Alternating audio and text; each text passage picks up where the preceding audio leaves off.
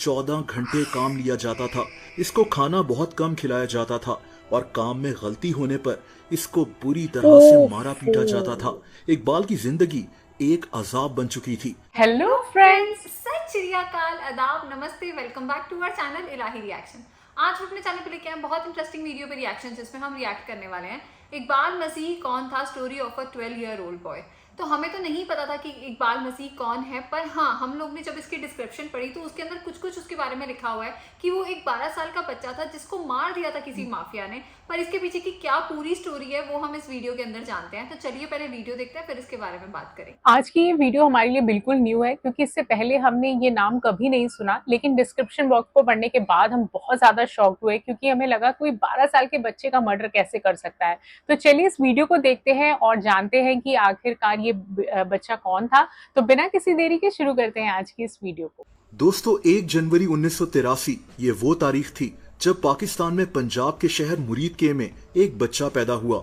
इसका नाम इकबाल मसीह रखा गया। इकबाल के वालिदैन सैफ मसीह और इनायत बीबी मजदूर थे। ये लोग बेहद गरीब थे। इनका गुजारा बहुत मुश्किल से होता था। 1986 में सैफ मसीह अपने बड़े बेटे की शादी करना चाहता था, लेकिन इसके पास शादी के लिए पैसे नहीं थे और तभी सैफ मसीह ने एक आदमी से 600 रुपए का उधार ले लिया। जिस आदमी से सैफ मसीह ने उधार लिया वो एक फैक्ट्री का मालिक था। इस आदमी की फैक्ट्री में कारपेट्स बना करते थे। दोस्तों, ये जो 600 रुपए का कर्जा लिया गया, इसके बदले सैफ मसीह ने अपने बेटे इकबाल को इस फैक्ट्री में काम करने के लिए लगा दिया। इकबाल की उम्र सिर्फ 4 साल थी और अब इसने अपने बाप का लिया हुआ 600 रुपए का कर्जा इसी फैक्ट्री में काम कर कर अदा करना था। न सिर्फ 600 रुपए बल्कि इसके ऊपर सूद भी। 4 साल के इकबाल को पहले 1 साल सिर्फ और सिर्फ यहाँ काम सिखाया गया। 1 साल के बाद इसको हर दिन का सिर्फ 1 रुपया मिलना था। दोस्तों, एक 4-5 साल का बच्चा क्या काम कर सकता था, लेकिन इकबाल अब इस फैक्ट्री में एक गुलाम की तरह जिंदगी गुजारना शुरू हो गया। इसको एक कमरे में चेन के साथ बांध कर रखा जाता था ताकि ये कहीं भाग ना जाए। इकबाल से दिन में 14 घंटे काम लिया जाता था। इसको खाना बहुत कम खिलाया जाता था और काम में गलती होने पर इसको बुरी तरह से मारा पीटा जाता था। इकबाल की जिंदगी एक अजाब बन चुकी थी। जिस उम्र में इसको स्कूल जाना चाहिए था, उस उम्र में इकबाल ये सब कुछ सह रहा था।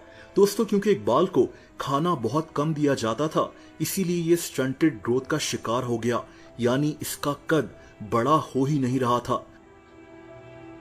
उस दौर में बच्चों से ईंटों के भट्टों पर और कालीन की फैक्ट्रीज में जबरदस्ती काम करवाया जाता था। अक्सर बच्चों के वालिदैन गुर्बत की वजह से कर्जा ले लिया करते थे और मजबूरन इनके बच्चों को काम कर कर वो कर्जा अदा करना होता था, जिसका सूद इतना ज्यादा होता था कि ये सारी उम्र यहीं काम करते रहते थे।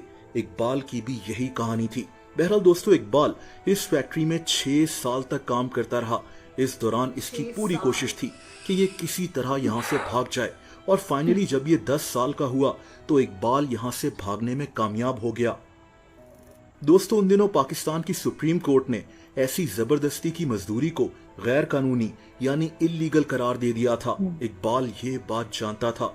ये इस फैक्ट्री से भागकर सीधा एक पुलिस स्टेशन पहुंचा और इसने उस फैक्ट्री के मालिक, जिसका नाम अशद था, इसकी शिकायत पुलिस से कर दी। लेकिन पुलिस इकबाल को पकड़कर वापस उसी फैक्ट्री में ले गई। इकबाल का क्या हाल हुआ होगा आप अंदाजा लगा सकते हैं। लेकिन इसके कुछ दिनों के बाद इकबाल एक दफा फिर से यहां से भागने में कामयाब हो गया। दोस्तों, उन दिनों एक इदारा होता था, बॉन्डेड लेबर लिबरेशन फ्रंट। इस इदारे ने एक स्कूल खोला हुआ था जो ऐसे बच्चों को तालीम देता था जिनसे जबरदस्ती मजदूरी कराई जाती थी। इकबाल ने इसी स्कूल में पढ़ना शुरू कर दिया और 4 साल का कोर्स सिर्फ 2 साल में कंप्लीट कर लिया। इकबाल अब चाहता था कि ये दूसरे बच्चों की मदद करे जो जबरदस्ती ऐसी फैक्ट्रीज और ईंटों के भट्टों पर काम कर रहे हैं। ये एक वकील भी बनना चाहता था ताकि इन बच्चों की मदद कर सके। इकबाल की कहानी बहुत ज्यादा मशहूर हो गई।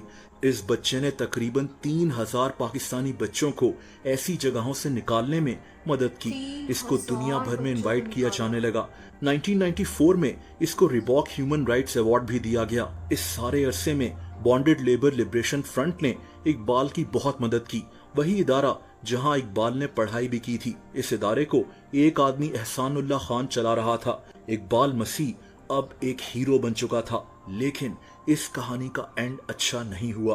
दोस्तों, इकबाल से बहुत से लोग खुश नहीं थे।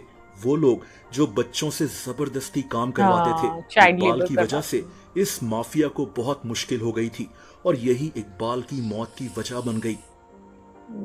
16 अप्रैल 1995 को 12 साल का इकबाल अपने आबाई शहर मुरीदके में अपने दोस्तों के साथ साइकिल चला रहा था जब इसको गोली मारकर कत्ल कर दिया गया। इस वक्त रात के 8 बज रहे थे। ये कितने डरपोक लोग थे जो एक 12 साल के बच्चे से डरते थे। इकबाल को मारने में उस गैंग का हाथ था जो कारपेट फैक्ट्रीज में जबरदस्ती काम करने वाले लोगों को मार दिया करता था अगर वो भाग जाते थे। इन्होंने ही इकबाल को मार डाला था। दोस्तों, ये एक बहुत बड़ी खबर थी। इसके बाद पाकिस्तान भर में हर जगह मुजाहरे हुए, लेकिन 12 साल का इकबाल मसीह अब इस दुनिया से जा चुका था। आज की वीडियो ने मुझे इतना ज्यादा शॉकिंग कर दिया है। मीन्स अगर आप इतने छोटे बच्चे को अपने लिए थ्रेट मानते हो तो मतलब कहाँ तरक्की कर रहा है वो देश। इतना ज्यादा मुझे इस बात पर शर्म भी आ रही थी उन लोगों के लिए जो ऐसे काम करते हैं, और कुछ चुनिंदा ऐसे पॉलिटिशियंस या कुछ ऐसे पुलिस कर्मी होते हैं जो आई थिंक इन सब की मिली भगत होती है, जिन वजह से आई थिंक कोई कंट्री जो है इस हद तक डेवलप नहीं हो पाती। चाइल्ड लेबर को बंद हुए काफी टाइम हो चुका था, लेकिन उसके बाद भी कंटिन्यूसली काफी फैक्ट्रीज जो थी वो इस तरीके से चाइल्ड लेबर करवा रही थी। और आज की इस वीडियो के बाद मुझे बहुत ज्यादा क्या मैं इस बात के लिए बोलूं, इस वक्त मेरे पास अल्फाज नहीं है, लेकिन इतना ज्यादा दुख हुआ उस बच्चे का सुनकर कि माँ बाप ने चंद पैसे लिए थे और वो पैसे वो बच्चा चुका रहा था पूरी जिंदगी। और पूरी स्टोरी सुनकर सच में बहुत ज्यादा दुख हुआ। सही बात है। मतलब जैसे ही वीडियो स्टार्ट हुई उन्होंने बताया कि 4 साल का बच्चा, मतलब आप सोचो 4 साल का बच्चा जो भी अच्छे से बोलना भी नहीं जानता, उससे वो लोग काम करवा रहे थे और इतने साल उससे काम करवाया है। मतलब इकबाल मसीह की सारी स्टोरी सुन के सच में मेरे रोंगटे खड़े हो रहे थे बीच में। और जब उन्होंने बताया कि वो जो कारपेट माफिया था वो उससे डर गया था। बताओ, एक छोटे से बच्चे से तुम डर गए, और जबकि वो एक सच का साथ दे रहा था।